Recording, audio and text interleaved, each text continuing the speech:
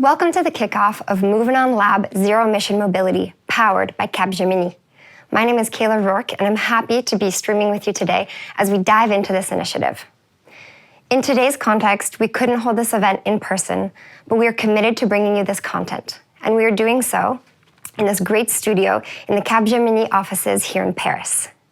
So you'll see people on set today with their masks on, and that we've really separated the chairs in order to respect all of the sanitary protocols. Now, with that aside, let's get to the heart of the topic. What is zero emissions mobility? If you're asking yourself this question, you're in the right place, because that's exactly what we'll be looking at today.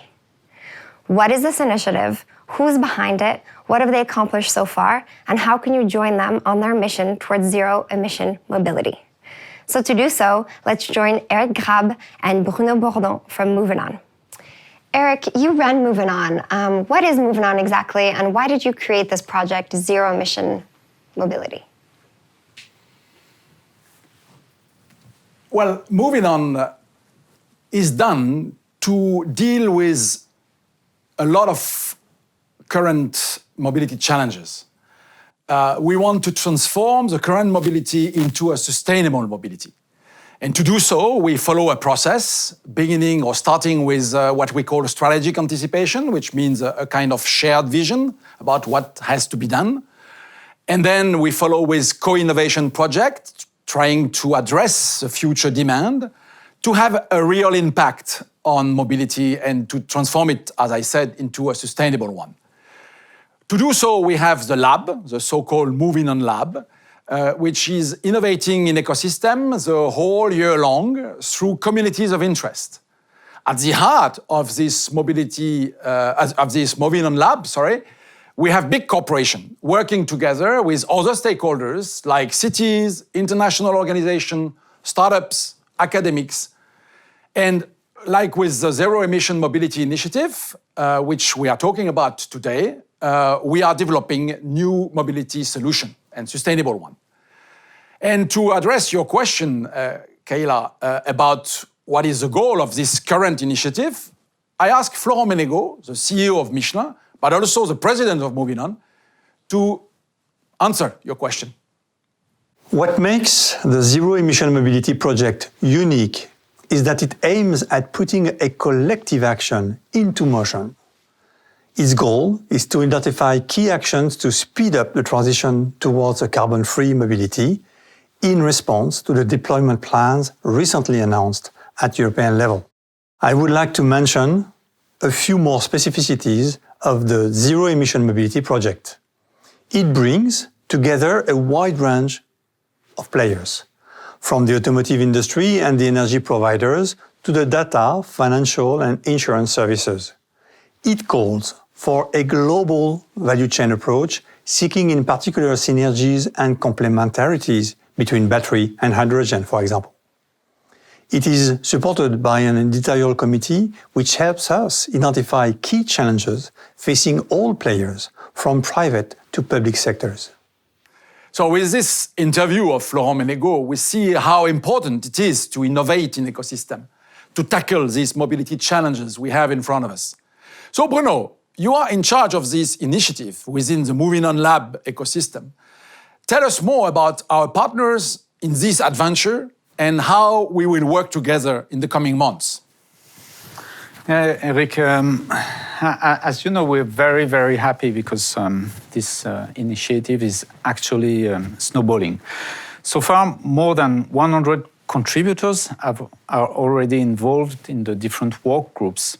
We gathered leading companies and smaller ones, institutions and regional authorities, and they are key because they are the place for experimenting innovative projects, such as the Zero Emission Valley in Region Auvergne-Rhône-Alpes. But we're also working together with the different national and European non-profits active in H2 and electromobility, and all of them being members of our editorial committee. We can see on different visuals that Movin'On is powered by Capgemini, and we're actually streaming from the Capgemini offices today. What specific role does Capgemini play? Kayla, Capgemini is definitely the key partner of this project. We work side by side with them, and we do so on a daily basis. and they help us a lot to, to get precise with the challenges and take action with the ecosystem. Eric, what results do you expect from this project? Well, Kayla, a lot of results. First of all, we have to identify the roadblocks to deploy electrical vehicles and hydrogen value chain. Then we have to build communities of interest around these roadblocks within the MovinOn ecosystem in the coming months, which will help us to accelerate impact and concrete actions, but also new product and services development related to zero-emission mobility. So these new communities of interest will be obviously in synergy with the other one existing already today within the MovinOn ecosystem. I'm thinking, for example, about the electrical urban buses or the electrical last-mile delivery vehicles. This approach will have several stages, but I think that Marielle will describe in a few minutes these stages. Thank you so much, Eric. This year we saw a strong commitment from the European states in favor of H2 and real low-carbon mobility. Plus, the sales of electric vehicles are finally taking off. Bruno, have we reached the famous turning point that we've been promised for years now? Well, Kayla, this idea of a turning point is not new. Every 10, every 20 years, we're told that this time is the right time to switch to zero-emission mobility. But really, 2020 is different. It's different because actually what we see is what we could call a kind of unprecedented aligning of the stars. So we hear that from industry experts, and what about the general public? Guillaume Sant and Isabelle Rio-Lopez from Kantar led an in-depth market research study on people's acceptance for electromobility. So now let's take a look at the results and the hurdles that they've identified for mass adoption of electric vehicles. At the beginning of 2020, the petrol engines are still the norm globally. Across the 31 cities we covered in Mobility Future Survey, we found that less than 5% of households own or use a fully EV car. At Kantar, we believe there are 4 hurdles to be cleared to make the mass adoption of EV a reality. Let's start with the first one, the necessary consensus. As of today, general population almost unanimously agree on the necessity to improve air quality and reduce pollution in the cities. Climate change was the second most important concern for Europeans at the end of 2019, right before COVID crisis hit us. In France, we measured that in 2020, plug-in hybrid and EV are for the first time the powertrain that is most largely considered for the next vehicle, ahead of petrol engine and gasoline. So the consensus is there. The first box is ticked. Second challenge to address, the offer. Until late 2019, the offer of plug-in hybrid and full EV was honestly limited. Between the small city cars and the luxurious BMW or Tesla, the electrified models were very few. That prevented many households to find an electrified car that would match their expectations in terms of size, number of seats, body types, and price. But good news, over the last 18 months, every car brand launched or announced mainstream models with electric engines. That box will be ticked very soon. Then comes the third challenge that remains a barrier. The EV model have to deliver clear benefits to the drivers and match their expectation. 5 years ago, some drivers were still doubtful regarding the basic safety of the EV. You may remember that people feared the cars could burn into flames. Besides, many were questioning the pleasure to drive an EV.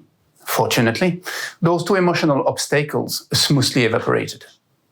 So now the top 3 remaining obstacles are more functional. The autonomy of the car, the possibility to recharge easily and quickly the batteries, and the high cost of the purchase of this model. With the evolution of the technology and with the growing familiarity with the concept of the total cost of ownership, these obstacles will be addressed very soon as well. And that takes us to the last and final challenge. Addressing the concern of autonomy, battery charging, and cost of acquisition can't be solved by manufacturer alone, neither by energy provider alone, nor by public authority alone. Working in ecosystem, joining brains and forces is critical to stimulate purchase, implement discharging infrastructure, incentivize the usage of EV, and support buyers in their financial efforts to give a go for an electric car. A country like Norway has been working in that direction for 20 years already, resulting into half of their car park being electric today. So it's never too late. But it's never been so urgent to act together to convince customers to switch to EV. Thank you, Guillaume and Isabelle, for that really interesting perspective. We also interviewed one of our other partners from the Movin'On LAB, Thomas Deloison, who's from the World Business Council for Sustainable Development. Let's see what he had to say. Thank you very much for having me participating to the Movin'On LAB session. 2021 will truly be a turning point, especially for mobility. At international level, countries are declaring carbon neutrality targets. And several countries are actually taking commitments to ban the sales of internal combustion engines no later than 2035. Recovery plans are being conditional to carbon reductions in many countries. If we look at the industry, capitalization of electric vehicle manufacturers in America or in China are skyrocketing. Major deals are being taken by various players to create additional capacity for battery electric vehicle production. And the vehicles are coming. Manufacturers have a full pipeline of products ready to come to market in the next 3-4 years. There are also some key trends in the urban environment that are signaling some change. Cities are reprioritizing space usage and will give priority to electric vehicles. Urban freight is booming with the emergence of the e-commerce, and these fleets will have to be clean. So it is clear that 2020 is a turning point, and that the next decade will see exponential growth for electric mobility. And it comes with a clear focus point for real zero-emission urban passenger and goods mobility. It's the connected electric fleets. But for these connected electric fleets to really operate, several challenges are existing. It's not just about changing the drivetrain of the vehicles, but it's a full ecosystem transformation that needs to happen to manage the variability of the range of vehicles versus the very high needs for optimization of the fleet operators. It's about the interoperability of the charging system and the vehicles with the digital systems and the right technology adoption. It's about the constant challenge of scale with the overall limited volume of vehicles that are operating in this sector. And really about finding the economic viability of the model in order to achieve a fast development of the infrastructure.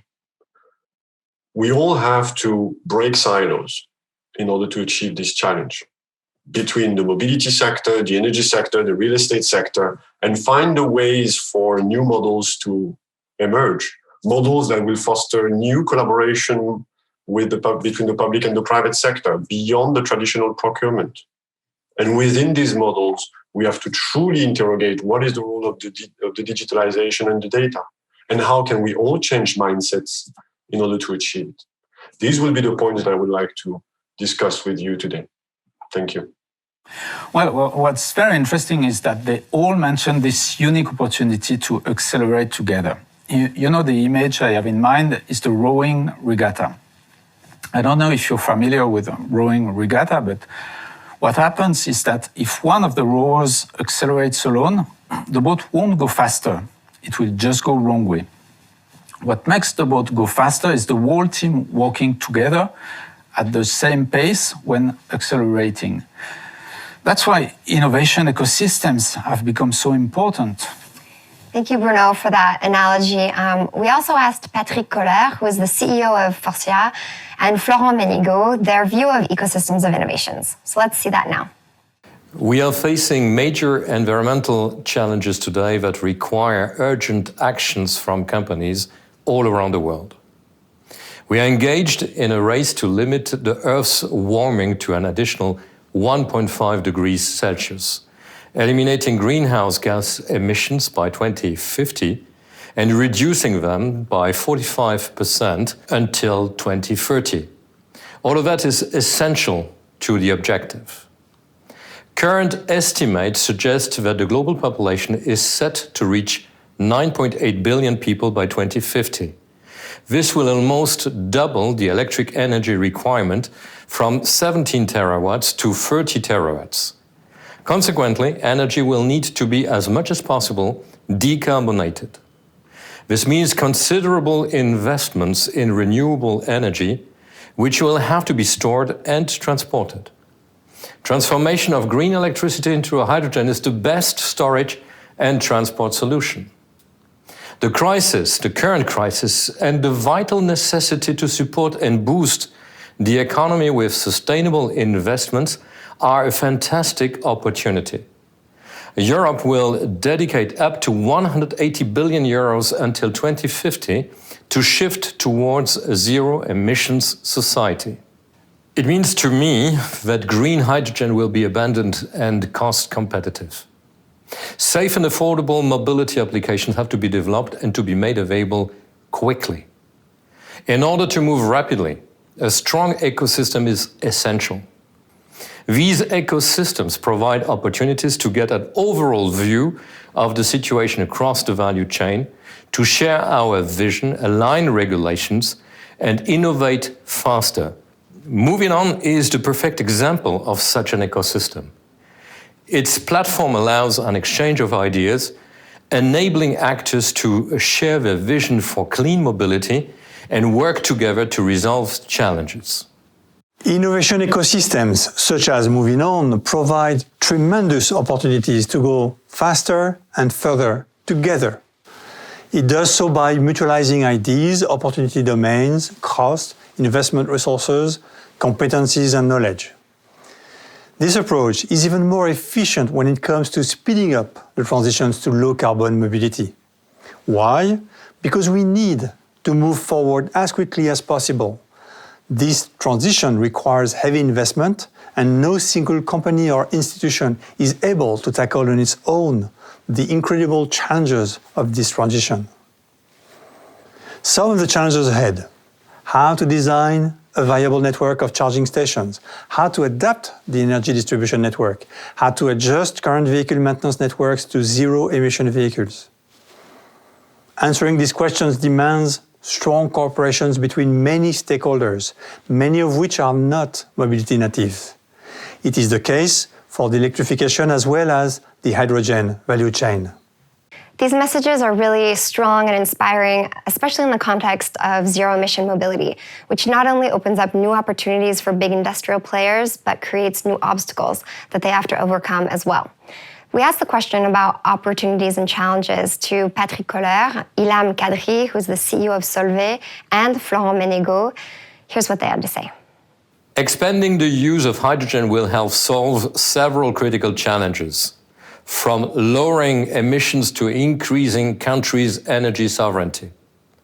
Developing a robust hydrogen supply chain will also create hundreds of thousands of jobs globally, many of which could be in parts of the world where there is potential to produce large quantities of renewable energy. Most importantly, hydrogen will support urgently needed decarbonization in sectors including transportation and logistics, which account for 25% of global CO2 emissions. Hydrogen mobility will start with commercial and heavy-duty vehicles, as well as off-road and industrial applications. At Faurecia, we estimate that 3 to 5 million vehicles equipped with fuel cell technology will be sold in 2030. Of these, around 20% will be trucks, 50% will be light commercial vehicles, and the remaining 30% will be passenger vehicles such as SUVs. Producing hydrogen from renewable sources provides a well-to-wheel zero-emissions fuel. By making mobility a priority in the hydrogen sector, we can thus take immediate actions towards significantly reducing CO2 emissions. We are at a crucial moment where the environmental imperative to lower emissions is aligned with the economic incentive to do so. At Faurecia, We are convinced that the shift towards a hydrogen zero-emission society can both power the economic recovery and advance urgent sustainability objectives for our future generations. Growing environmental consciousness and stricter regulations have to put zero-emissions mobility high on consumers' and regulators' agendas. Alignment between the Movin'On 4 Cs, countries, cities, civil society and companies, has never been as good. Willingness and resources are there. This has in turn encouraged companies like Faurecia to invest in innovation and industrialization to offer solutions for sustainable mobility. In this transformative process, we must ensure that public and private actors' vision and strategy are aligned and that we are working in partnership to advance our common aims. Regulations governing hydrogen and fuel cell system components differ by country and region. And in order to develop effective networks, we must harmonize these. We must also work across the whole supply chain and with public bodies to ensure a coherent development and maturity of all the different links of the chain: hydrogen production, distribution, refueling stations, fuel cell components, and vehicles. At Faurecia, we are focusing on making fuel cell systems a cost-competitive solution. As such, we are expanding our industrial capacity to cover key hydrogen markets in Europe, Americas, and Asia, and through economies of scale, we aim to lower the cost per unit significantly. We are applying our recognized integration expertise to equipping a range of suitable vehicles with fuel cell systems, including off-road and high horsepower engines. Hydrogen is a fast-growing and increasingly competitive sector.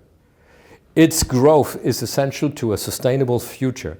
Bringing our convictions and responsibility towards society, the environment and future generations to life, Faurecia is fully engaged in the energy transition and the acceleration of zero-emissions mobility.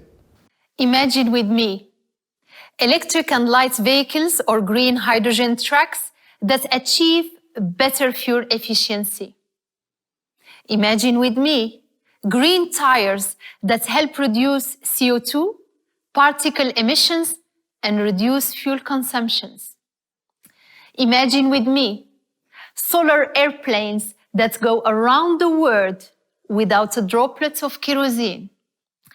Imagine with me how all of these innovations can bring us closer to carbon neutrality in the coming 10 years. These examples are just a few examples of the things we do at Solvay to make transportation more sustainable. So the question is simple: how do we do that? In my mind, the first step is to imagine the future we are shooting for. Movin'On is a great place to start from, to conceive the zero-emission mobility of tomorrow, as it includes key players in the value chain, and together we will go further and faster than doing it alone. The second step is to get the infrastructure we need to roll out our innovations. So, at Solvay we have upped our game. We raised the bar with 3 new growth mobility dedicated platforms, namely thermoplastic composites, EV batteries, and hydrogen, which are all new, scientifically disruptive, circular by nature, and they lower the total cost of ownership at the service of humanity's mobility progress. The obstacle we all are facing is the lack of the infrastructure to roll them out on a broader and global scale. Let me illustrate this. The sales of electrically chargeable cars in the EU increased by 110% over the past 3 years, whereas the number of charging points grew by just 58%. What do we need? We simply need the energy grids and charging stations to match this growth, current, present, and future. This also goes for the promising hydrogen technology. Now, there is a light in the tunnel. The EU with the Green Deal, China with its commitment to neutrality in 2060, and the US new administration will make the US mobility greener. And they all may provide Movin'On members with a unique opportunity to request new infrastructure for our innovations, which in fact bring me to the last step. We need to build partnerships. Private companies alone cannot fund such fundamental shifts. They require resources and governmental support. I am convinced that tomorrow's rebound will come from public and private partnership investments in green technology. And all of us here need to engage in new open partnerships, like the one with Veolia, for example, to give lithium-ion batteries a second life, or the SAFT Alliance that aims to create a European champion in electrification. We are only as strong as our ecosystem. And we all agree that we are racing against time, and more than ever, I am optimist while facing this unprecedented crisis. We are all aware that we need to reinvent progress, that the ways that brought us here will not take us there. So let's find these new paths that will lead to a more sustainable future. Let us dare and care. Let us be bolder. Let's be creative and unleash the potential of the ingenuity of our people at the service of cleaner mobility. Let us build the future we want together. Let's move on together. Thank you, and be safe. Michelin's commitment to hydrogen goes back more than 15 years. Driven by its vision of a cleaner mobility and by its unique expertise in materials, our group has invested in hydrogen fuel cells and in the development of a hydrogen industry.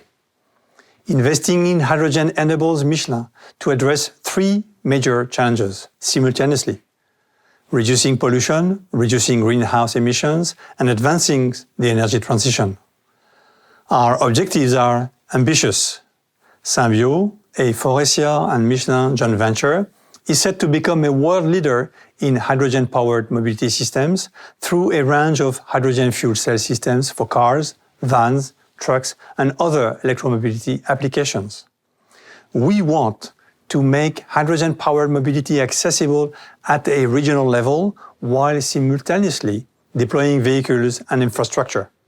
That is why Michelin created the Zero-emission Valley project with the Auvergne-Rhône-Alpes region, public and private partners.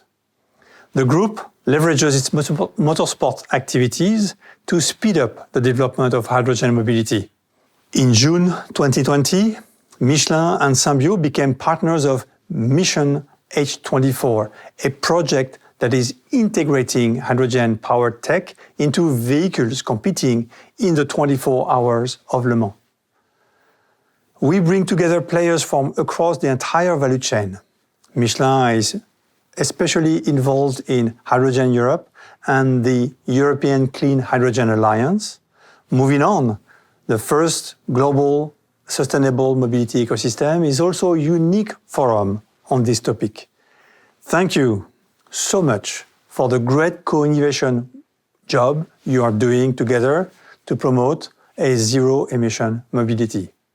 Let's listen now to the reaction of Ayman Azat, the CEO of Capgemini. Today, the environmental challenge we are facing is substantial. And at Capgemini, sustainability is at the heart of our strategy. We announced our commitment to achieve carbon neutrality for our operation by 2025 and our ambition to reach net zero by 2030. This ambition encompasses all our activities, starting with travel. Even before COVID, we aim to travel less and travel better. We are also currently working towards reaching a full fleet of electric vehicles for our teams. Our commitment isn't only internal. We make it a point to accompany our clients toward this journey. Today, mobility and smart city are being disrupted. New actors are coming in, and everyone must work collectively towards a common objective of sustainability. In this context, Capgemini acts as a trusted partner, linking the players of the ecosystem to design the future of mobility. While transformation is key and strategy drives all, technology is our absolute ally. We want to make technology useful, accessible, and ethical. Whether it is an intelligent industry project, on digital project, on engineering project, or on finally sustainable finance, we are convinced that technology is only valuable when it serves society.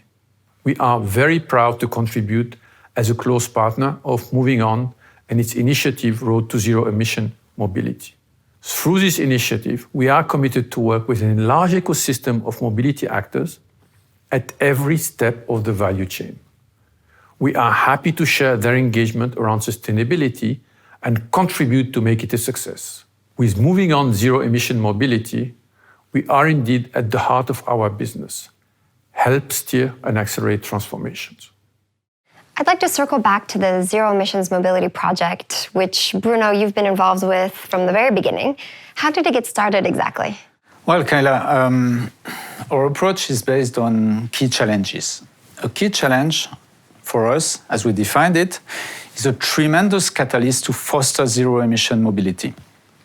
But it is also subject to roadblocks. I would say that the aim of our approach is definitely to help contributors of a challenge, first, to build solid and shared convictions, and secondly, to identify how to overcome together these roadblocks. And how have you guys gone about doing that? We've been working closely with the editorial committee to identify the key challenges. Can you tell us more about who's on the editorial committee and why you chose them? Well, as you can see, the committee is composed of high-level representatives of leading European authorities and associations promoting zero-emission mobility. For this reason, they were best placed to identify the key challenges.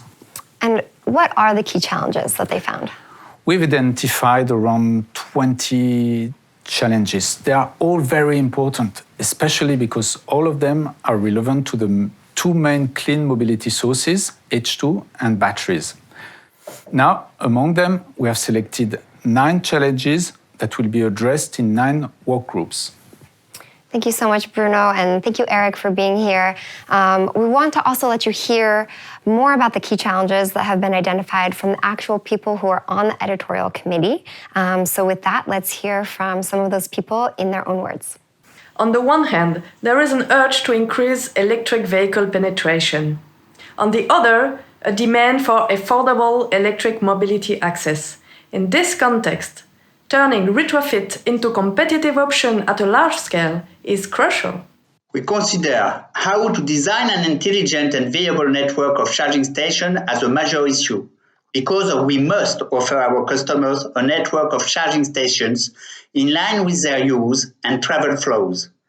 Priority must be given to easy access to charging stations at home and at work, as well as to positioning fast charging stations in the right place, sufficiently sized, reliable, connected, and interoperable. Mitigating risk and securing investments is a key challenge to achieve at-scale zero-emission projects. Clear strategic targets and robust tools have to be built with stakeholders and set by governments to achieve this progressive scale-up.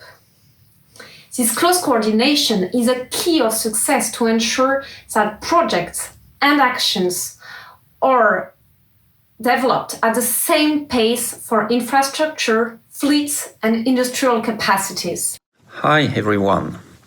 How to develop the uses of zero-emission vehicles through services is a key challenge.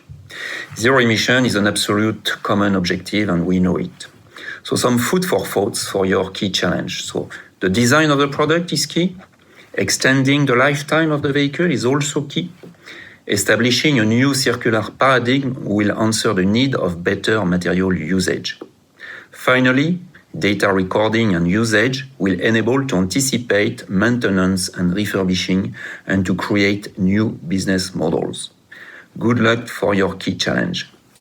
The question of how to adapt networks to the rise of zero-emission vehicles is quite crucial indeed. Battery electric vehicles, fuel cell electric vehicles are expected to grow massively by 2030. But large-scale integration of this vehicle technology, of course, require new infrastructure. And it means that important infrastructure development, mainly electricity charging station for battery electric vehicle and hydrogen charging station for fuel cell electric vehicle, are needed to provide energy to the millions of future users all over the world, and that's needed. So both of these infrastructure require a small amount of investment if you compare it to other infrastructures such as the rollout of renewable electricity generation or even the maintenance and expansion of current transportation routes.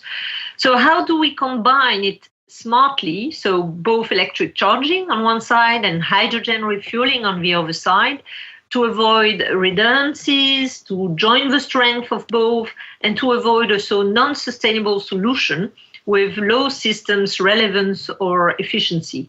And for that, a dual approach seemed very beneficial by taking advantage of low-hanging fruits like overnight charging of battery electric vehicles for mainly short-distance travel and meeting the challenges in long distance and heavy-duty transport by fuel cell electric vehicle and hydrogen refueling. So you can see that by combining both, we can succeed in the challenge. Interoperable infrastructure is a key challenge to achieve our CO2 emission reduction targets. The majority of our customers will travel in electric vehicles.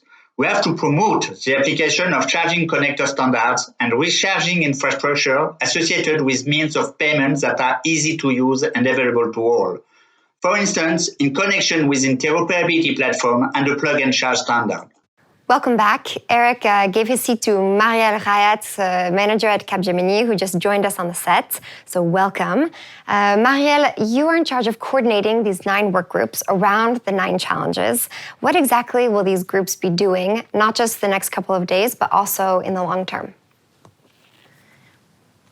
So around each key challenge, we've built a roundtable.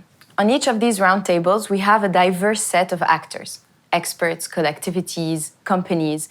The idea being that we want diverse and complete views on the challenges and to collectively jump into actions, no matter what type of actor we are. Today and tomorrow, what's going to happen is that the different actors of the roundtables are going to meet, get familiar with the challenge, get familiar with the underlying subjects of the challenge, and start scoping the project, deciding which angle they want to tackle and which precise questions they want to answer. What's going to happen in January is that we're going to dive straight into solutions to crack these challenges. We're going to come up with different actions that we're going to put on a roadmap. And all of that, we're going to encapsulate it into a synthesis that we're going to share with you in February, all of this with the aim of reaching zero-emission mobility. Thank you, Marielle. To close this session, would you like to say a few words to the people who are going to be working on those sessions? Sure. In the past months, we've worked hand in hand with Bruno, Emmanuel, Florence, Andreas, and the rest of the team, and we can't wait to see all of that come to life and to turn it into action. I also want to thank all the partners involved in the initiative, who we've been interacting with on a weekly basis and who have been actively contributing to the content. I'm sure and I'm confident we're going to do great things together. Let's keep moving on. Thank you so much, Marielle. Thank you, Bruno. Thank you, Eric, and really everybody who shed light on this great initiative. To close, we'd like to leave you with one last moment of inspiration.